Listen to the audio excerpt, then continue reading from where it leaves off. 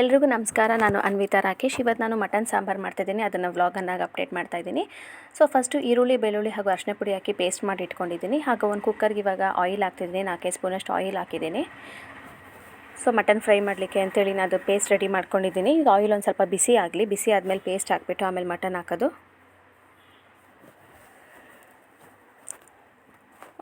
ನೋಡಿ ಆಯಿಲ್ ಬಿಸಿ ಆಗ್ತಿದೆ. ಇವಾಗ ನಾನು ರುಬ್ಬಿಟ್ಕೊಂಡಿದ್ದೀನಲ್ಲ ಈರುಳ್ಳಿ, ಬೆಳ್ಳುಳ್ಳಿ ಮತ್ತು ಅರಿಶಿನ ಪುಡಿ ಪೇಸ್ಟು, ಅದನ್ನು ಹಾಕ್ತಾಯಿದ್ದೀನಿ ಇದಕ್ಕೆ.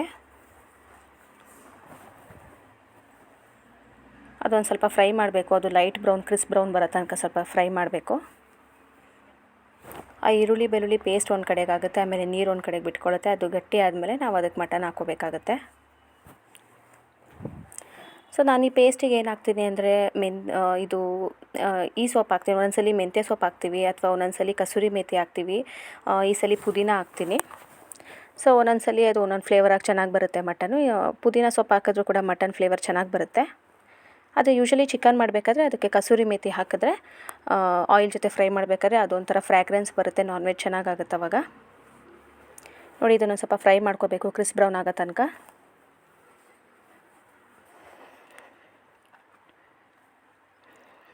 ಸ್ವಲ್ಪ ಮೀಡಿಯಮ್ ಫ್ಲೇಮಲ್ಲಿ ಇಡಿ. ಇವಾಗ ನೋಡಿ ಬಂದಿದೆ ಎಲ್ಲ, ಒಂದು ಕಡೆ ನೀರು ಒಂದು ಕಡೆ ಪೇಸ್ಟ್ ಒಂದು ಕಡೆ ಆಗಿದೆ.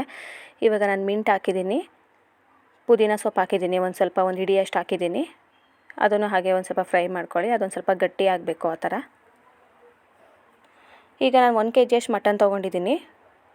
ಆ 1 kg ಮಟನ್ ಹಾಕ್ಬಿಟ್ಟು ಅದನ್ನು ಮಿಕ್ಸ್ ಮಾಡ್ತೀನಿ. ಈರುಳ್ಳಿ ಬೆಳ್ಳುಳ್ಳಿ ಪೇಸ್ಟು ಅರಿಶಿನ ಪುಡಿ ಎಲ್ಲ ಮಿಕ್ಸ್ ಆಗಬೇಕು ಮಟನ್ಗೆ ಎಲ್ಲದಕ್ಕೂ, ಆ ಥರ ಮಿಕ್ಸ್ ಮಾಡಿ.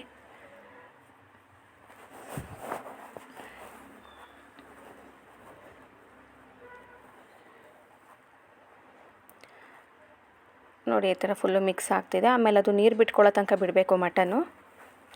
ಸೊ ಇದು ಚೆನ್ನಾಗಿ ನೀರು ಬಿಟ್ಕೊಂಡಿದ್ದೆ ಅದು. ನಾನು ಸಾಲ್ಟ್ ಹಾಕ್ತಾಯಿದ್ದೀನಿ.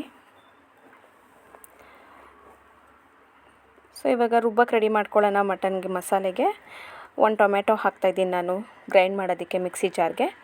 ಶುಂಠಿ ಹಾಕ್ತಾಯಿದ್ದೀನಿ. ಬೆಳ್ಳುಳ್ಳಿ ಆವಾಗಲೇ ಹಾಕ್ಕೊಂಡಿದ್ವಲ್ಲ, ಸೊ ಬೆಳ್ಳುಳ್ಳಿ ಇವಾಗ ಹಾಕ್ತಾಯಿಲ್ಲ. ಚಕ್ಕೆ 2 ಪೀಸು, ಹಾಗೂ ಲವಂಗ ಒಂದು 10, 1 ಏಲಕ್ಕಿ ಸಿಪ್ಪೆ ಸಮೇತನೇ ಹಾಕ್ಕೊಂಡಿದ್ದೀನಿ ಏಲಕ್ಕಿನ. ಕೊತ್ತಂಬರಿ ಒಂದು ಸ್ವಲ್ಪ ಹಾಕ್ಕೊಂಡಿದ್ದೀನಿ, 1 ಹಿಡಿಯಷ್ಟು ಹಾಕ್ಕೊಂಡಿದ್ದೀನಿ ಕೊತ್ತಂಬರಿ. ಹಾಗೂ ಕಾಯಿ ತುರಿ ಒಂದು ಅರ್ಧ ಹೋಳಷ್ಟು ತೊಗೊಂಡಿದ್ದೀನಿ ನಾನು. ಕಾಯಿ ತುರಿ ಫುಲ್ಲು ತುರ್ಕೊಂಡಿರೋದು ಅರ್ಧ ಹೋಳು. ಈಗ ಅದಕ್ಕೆ ಪುಡಿಗಳು ಹಾಕ್ಕೋಬೇಕಾಗುತ್ತೆ, ಮಸಾಲೆಗಳು. ನಾವು ಖಾರದ ಪುಡಿ ಮತ್ತು ಧನಿಯಾ ಪುಡಿ ಹಾಕ್ತೀನಿ. ಖಾರದ ಪುಡಿ ಸ್ವಲ್ಪ ಖಾರ ಇರೋದ್ರಿಂದ ನಮ್ಮ ಮನೇಲಿ ನಾನು 1 ಸ್ಪೂನ್ ಖಾರದ ಪುಡಿ ಹಾಕ್ತೀನಿ ಅಷ್ಟೇ. ಹಾಗೂ ಧನಿಯಾ ಪುಡಿ ಒಂದು 4 ಸ್ಪೂನಷ್ಟು ಹಾಕ್ಕೊತೀನಿ, 4-5 ಸ್ಪೂನಷ್ಟು ಧನಿಯಾ ಪುಡಿ. ಕೆಲವರು ಮೆಣಸು ಕೂಡ ಹಾಕ್ಕೋತಾರೆ, ಮೆಣಸು ಹಾಕ್ಕೊಳ್ಳೋರು ಮೆಣಸು ಹಾಕ್ಕೊಬೋದು, ಇನ್ನೂ ಖಾರ ಜಾಸ್ತಿ ಆಗುತ್ತೆ. ಸೊ ಸ್ಪೈಸಿಯಾಗಿ ಚೆನ್ನಾಗಿರುತ್ತೆ ಸಾಂಬಾರು ಮುದ್ದೆಗೆಲ್ಲ. ಧನಿಯಾ ಪುಡಿ ಹಾಕ್ಕೋತಾ ಇದ್ದೀನಿ ನೋಡಿ. ಇವಾಗ ಒಂದು 4 ಸ್ಪೂನಷ್ಟು ಧನಿಯಾ ಪುಡಿ.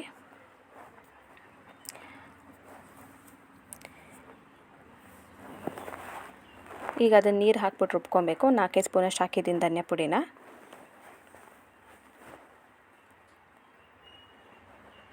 ಒಂದು ಸ್ವಲ್ಪ ನೀರು ಹಾಕಿ ರುಬ್ಕೊಳ್ಳಿ.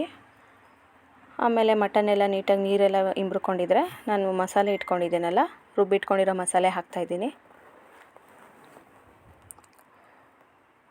ಸಾಂಬಾರು ಸ್ವಲ್ಪ ನೀರು ಜಾಸ್ತಿನೇ ಹಾಕ್ಕೊಳ್ಳಿ, ಯಾಕಂದರೆ ಅದು ಕುದೀತಾ ಆಮೇಲೆ ಮೀಡಿಯಮ್ ಕನ್ಸಿಸ್ಟೆಂಟಿಗೆ ಬಂದುಬಿಡುತ್ತೆ. ಅಂದರೆ ಕನ್ಸಿಸ್ಟೆನ್ಸಿ ಸಿಗುತ್ತೆ ನಿಮಗೆ, ಅದು ಮೀಡಿಯಮ್ ಆಗಿರುತ್ತೆ ಮುದ್ದೆಗೆಲ್ಲ ತಿನ್ನೋದಕ್ಕೆ. ಜಾಸ್ತಿ ಗಟ್ಟಿನೂ ಅಲ್ಲ, ಜಾಸ್ತಿ ತೆಳುನೂ ಅಲ್ಲ, ಮೀಡಿಯಮ್ ಆಗಿರುತ್ತೆ.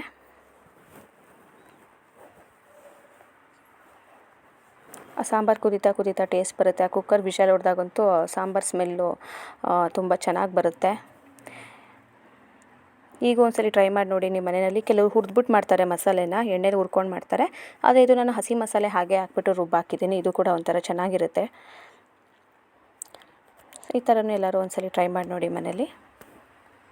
ಈಗ ನಾನು ಕುಕ್ಕರ್ ಮುಚ್ತೀನಿ. ಈಗ ರೆಡಿಯಾಗಿದೆ, ನೋಡೋಣ.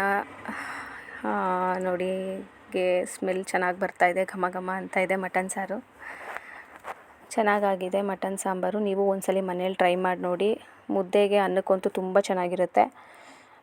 ಮಟನ್ ತುಂಬ ಚೆನ್ನಾಗಿ ಬೆಂದಿದೆ, 2 ಸಲ ವಿಷಲ್ ಓಡಿಸಿದ್ರೆ ಸಾಕು, ಎಳೆ ಮಟನ್ನೇ. ಹೀಗೆ ಹಸಿ ಮಸಾಲೆ ಥರ ರುಬ್ಬಿಟ್ಟು ಮಾಡಿ ನೋಡಿ ಒಂದ್ಸಲಿ, ಚೆನ್ನಾಗಿರುತ್ತೆ.